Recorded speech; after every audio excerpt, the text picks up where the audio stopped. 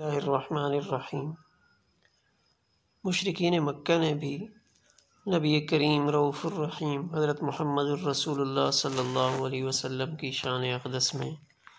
نازیبا کلمات کہے، لیکن اس دور کے اہل ایمان نے، صحابہ اکرام رضوان اللہ علیہم اجمعین نے ان کلمات کو نقل نہیں کیا، ان پہ مٹی ڈالی، لہٰذا آج وہ تاریخ کا حصہ نہیں ہیں اور نہ ہی لوگوں کے سامنے وہ باتیں ہیں۔ اس لیے ہم بھی سمجھداری کا مظاہرہ کرتے ہوئے ایسی چیز جو نبی کریم صلی اللہ علیہ وسلم کی بے ادبی، قرآن پاک کی بے ادبی، صحابہ اکرام رضوان اللہ علیہم اجمعین کی بے ادبی، اہل بیت کی بے ادبی پر مشتمل ہو، اسے ہم شیئر نہ کریں